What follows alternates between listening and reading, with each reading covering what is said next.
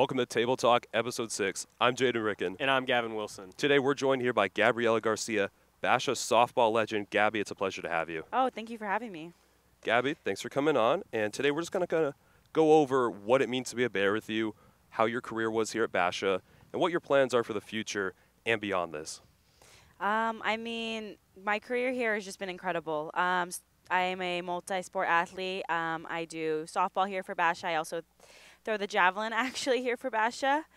In regards to the future, I signed to go play softball for the University of Oklahoma, and it's been really fun. It's been a great journey, and it's been a thrill just being able to be a Bear. We've heard a lot about you, like as, you know, me and Gavin aren't the most involved with the softball program here, but even without being involved, we've heard like about you or how you guys won the championship last year. You're looking to go again this year, so I don't feel like as much as softball like is a big sport, I don't feel like a lot of people pay enough attention to it. Is that something that you kind of see that you guys feel like you deserve some more attention? I mean, definitely here at like the smaller schools and just in high school in general, softball is not very looked upon. You see a lot of money invested and time invested into football, but I mean, you have to give them credit. They do bring in the money here. Sure. Considering we did also win state last year. I don't really know how many people actually really know that. But in regards to where I'm going, softball is expanding. It's becoming a lot more popular, especially in college and the NCAA. So it's getting there. It's just taking a little more time than, of course, like your famous popular sports, football, baseball, basketball, things like that. Sure. And why do you think softball hasn't really gotten the recognition it really deserves? I just think female sports in general, and nothing upon that. I just think female sports came later because of course, the past in history and everything with that. And I mean, you can't deny male sports aren't more entertaining to watch in some areas, but Right. I just think it takes time, and eventually we'll make our mark. I mean, as of now, Oklahoma softball has been making a big mark when it comes to softball, and it's becoming more popular, and it's exciting. What would your solution be to get women's sports more popular? I just think giving it more of an opportunity. I mean, sometimes I'll be scrolling through ESPN and you see something like lacrosse, for example, and you're like, I've never watched lacrosse. And so you go and you click on it and you end up watching it and you're like, oh, this is actually pretty entertaining, and they're feisty, and I just think you have to be more open-minded. I feel like more people are so closed off and used to what they're used to seeing. Like I said, traditional sports, football, baseball, basketball. I just think people need to give it women's sports and other sports just more opportunity. More opportunity. Okay. Recently on ESPN, I've seen a lot more sports than usually. Like, I think I saw like water polo the other day on there. Yeah. You know, it's pretty interesting. I was at Buffalo Wild Wings when the NFL playoffs are going on. This might sound off topic, but trust me, there's a point, so stay with me here. And, you know, we went for the NFL. We're watching the game and whatnot. And they have, like, a small other channel on the other TVs. And it was, like, I don't know, like some ESPN off-brand channel, right? Yeah. And they were showing extreme slippery stair climbing and e-scooter racing. Hey, I'd watch that any day. That sounds pretty cool. I was just like, what is this? I've never seen something like this. But it was interesting. Yeah, exactly. And especially like during timeouts or halftime, I was watching the extreme slippery stair climbing. And I think the same could go for women's sports. We also saw a rise with Caitlin Clark in the Exactly. NCAA. Oh, yeah. The Big women's championship was the most watched women's NCAA basketball game ever. There is a rise in that, and I think it's because people just need to almost give a chance to women's sports. You're missing out. 100%. There's some great content and entertainment there. It's just getting out the word, making it that better product. At least that's what I've seen. But, you know, it was very interesting to hear what you as a player in those sports, what you kind of think about it and all of that. Thank you for that. Oh, of course. And just we kind of want to also get to know you a bit more here on Table Talk. So we're going to start at the beginning. How did you get into sports? What was your introduction to it all? So I grew up in a family who's always been around sports, right? My mom played for ASU, and that's when ASU was a very good softball program, when the Pac-12 was like the Pac kind of deal. And so she was a very good softball player. She played collegiately. She was inducted to the Arizona Hall of Fame, ASU Hall of Fame. Like, she's legit. And so growing up around softball my entire life, I wanted to try it out, of course. I was around probably 6, just doing coach pitch, just the normal rec stuff. When I turned 8, my mom decided to put me into club. and probably the best thing for me. I actually wasn't very good when I was younger. I was very tiny, very looked down on because of my size. And but eventually I ended up catching up with everybody else because I just kind of put my head down and worked and just blocked out all the noise. So, and then when it came to track and field, I kind of started that my freshman year um, with our previous weightlifting coach, and turns out I actually am really good at it. So it's been quite a journey. So How do you think? Sorry, how do you think your mom has really like helped your development into like becoming the player you are today? I mean, she definitely is like my coach, and she knows so much knowledge, and even then we learn together and we're growing together. She's learning what I'm capable of and what I'm capable to achieve, and it's been honestly a great journey between us. It's hard. She's like my coach, my mom, and my best friend all in one. It's hard having a mother and a coach at the same time. It definitely is, and I know being younger for me, it was very difficult to sometimes separate that division between mom and coach because it would bleed into like practices and stuff. Right. But eventually, we learned that separation. Actually, after she retired, my freshman year, my mom actually coached the Basha softball team. So, wow. yeah. But now Coach Kaylee has taken over, and it's honestly been fantastic. So I really enjoyed it. That's great to see. Do you think your mom enjoys being on the sideline now, being able to just kind of watch the game and watch you? I think she misses coaching. I mean, she always talks like when I get out, graduate college, or even when I go to college, she might start up a younger team because I do think she misses that side of coaching. But I think she enjoys watching me play, and it allows me to get space from her. And, you know, we always talk after the games on what I could have done better and what I can learn from it. And it's good. It's really good. Yeah.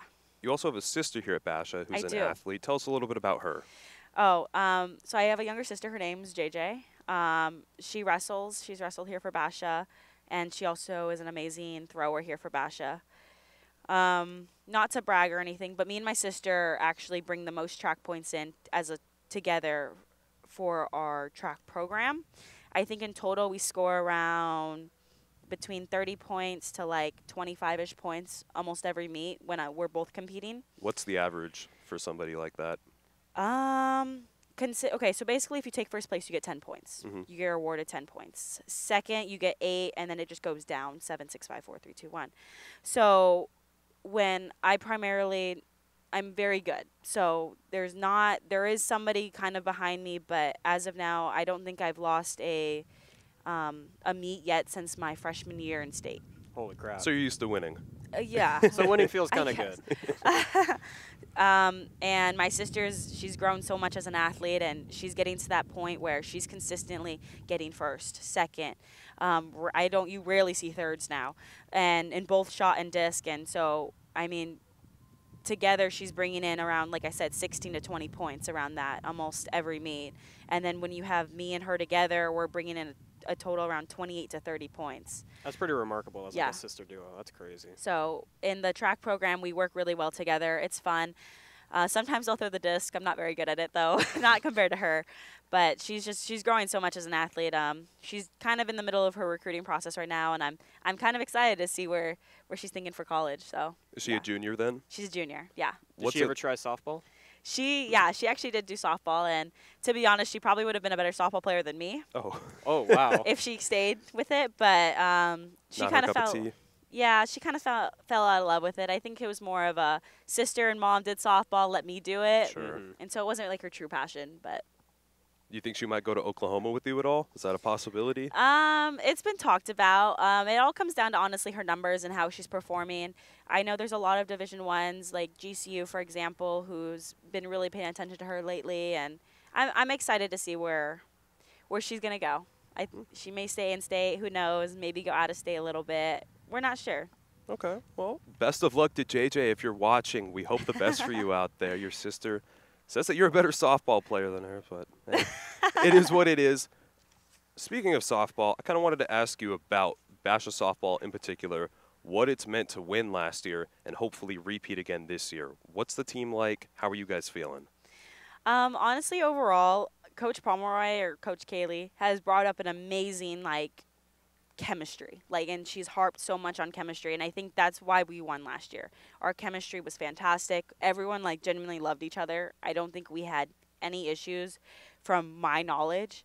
And this year, kind of coming off that win, we've gained like I think like 6 freshmen. Wow. And so since then, like again, we're building such a great chemistry, and we do have a shot again this year. And I'm really excited to see what we can do. We're definitely talented. We have young talent, and we have old and previous talent.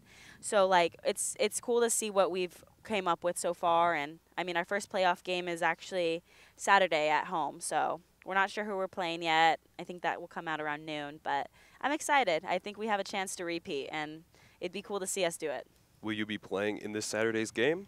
Yeah, so as of now, I'm kind of on an injury. So is Nat.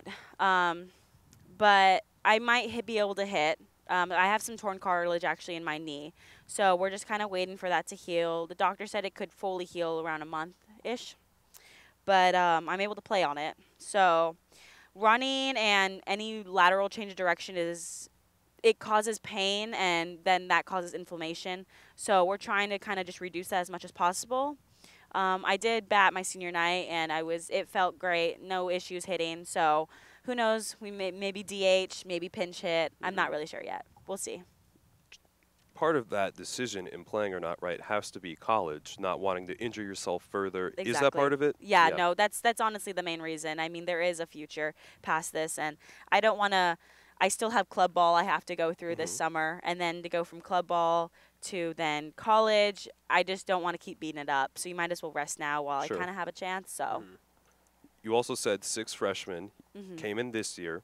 You as a senior, what's it like to build a legacy with them and then leave the program with them once you go on to college?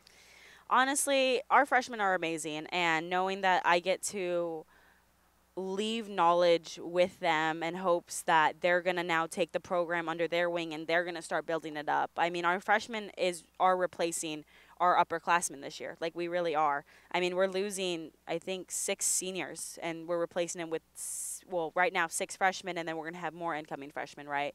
So knowing that we can leave a lot of the knowledge in the freshmen in hopes that they're going to take that knowledge and only grow with it, it's just so exciting. They're young, they're fun, balls of energy. It's great to have a lot of support actually behind us, you know, especially when you're out there giving your all, and you got our freshmen beside you, you got your freshmen in the dugout, and they're so excited to be around, and I think they're excited to see what they can do and how they can impact this program. You've got 3 more years of experience than all of the freshmen. Is it hard to place trust in them when you're injured? Do you almost feel like, oh man, if I could be out there, I could fix that mistake, or I could hit the ball farther? Or do you have a very strong trust in them? I have a lot of faith in our freshmen. The girl who right now is, I guess you could say my replacement, is Vea Luna, and she's doing fantastic. She is an amazing athlete, and I'm just letting her do her thing at this point, right? Because we're separate in that aspect of, she plays softball different than I play softball, you know, and we're completely different people, but I'm taking everything in as a learning curve, right? If she does something and I see something, I try to let her know and more, not fix it, but just make it a teaching moment rather than, oh, if that was me, I would have, like, you know. So I'm more trying to make it more of a learning experience, and whatever happens, happens. I mean, there's always things where it's like, oh, well, if I, like, you have those thoughts, of course, but I think it's just easier rather than trusting them and seeing what they're capable of, because they are amazing athletes. I think it's better. And then it keeps you more positive and allows the girls to not allow my negative energy affect them, right? Instead, let my positive energy affect them. I've got a few questions left for you before you go. Yeah. You talked about earlier, you're used to winning. You win all the time. What was it like to be the first female athlete to win first place at the Chandler Invitational for javelin 4 years in a row? It was kind of amazing. I mean, to say the least. I don't really know how, I guess you could say, how I feel about it. It's just incredible. I guess I'm proud of myself in that sense. I think the secret to success is just working hard and blocking out the noise. And I try to stay as humble as I can, right? Because there are amazing athletes who do amazing things as well. Like, it's not the me show, you know, and in that sense, like, it's crazy, but I also get to build relationships around me, and there's athletes who are supporting me, and I'm supporting them, and I think that's what's more fun about it, right? So me winning it is amazing, but knowing that I have support behind me and that everyone's looking and wants me to succeed just as much as I want them to succeed is what's really honestly more fun about it. Do you feel like you're setting an example for other young female athletes who want to be like you when they see you winning something like that? I mean, in hopes, that's always my goal, right? I think it would be awesome to leave an impact on someone's life, and whether it's one or a million, like, I don't care. I want to impact somebody, right? And I want to set an example, and I want people to have almost hope, because in certain sports, size is it's a weird thing, right? You see it in football, you see it in baseball, and I'm kind of on the smaller end compared to where, like, I'm going. Especially in height, and I'm not the fastest, strongest, right? But if I know I can inspire somebody who's very similar to me, and know, hey, that doesn't matter as long as you put the work in and you trust what you're capable of, and everything else will just take course itself. I like that. Let things take course. Gabby, I'll leave it with this final question for me before I let Gavin end it off over there. Going to Oklahoma, playing ball in college, is your hopes to make it professionally? Honestly, our professional softballs, it's weird. It's one of those, it's not very watched and stuff, and I don't really know actually what I'm going to do after college. I know it'd be great to get my master's degree and consider more of like going straight into coaching, because I've played this game for a long time, and I guess I'll probably end up making that decision when I become a senior in college, kind of thing. Because I don't know what's going to happen, and I don't know where my journey's going to take me. I mean, as of now, I think it'd be great to play college softball and then probably go into coaching right after, just because I'm young, and I don't know. Softball is my life, but there is always more to it, you know. Gavin, you got anything you want to add? Now, going as a senior here on a winning team, going to such a winning program in Oklahoma, being a freshman, is it scary at all knowing you're going to have like such high hopes to live up to? I could see how people take it as scary or that pressure, right? But I try to more of embrace it, right? It's like, okay, let's do it. Like, I think we could do it. I think I'm capable of competing and hanging in that same high level as they did, and I don't know. I just try to embrace it rather than let it like make me crumble down, you know. And I think when you play at such a high level, you end up more rising to the occasion rather than crumbling. And I don't know. I think you have to trust yourself and trust everything you've done to get to that moment. And when you get there, you just have fun and enjoy it. Yeah, totally. I get that. Anything else, Gavin? No, I'm good. Well, Gabby, best of luck in college, and whatever you do beyond that, whether it be a coach or something else, you know, I think it's very great that you recognize as an athlete the reality of sports and whatnot, hoping to do things professionally or coaching, but also realizing that, you know, sometimes you got to have a backup plan and whatnot. We wish you the best of luck this postseason with baseball. No, you're fine. Oh, my goodness. Fire me. I'm done. This is my last episode. With softball. We'll have a new host next time. Hopefully your injury heals and you can continue to play club ball this summer. We wish the best for you here at Table Talk. But that's all for now. I'm Jaden Ricken. And I'm Gavin Wilson. This is Gabby. God, this is not my day. This is Gabriella Garcia. We'll see you guys next time.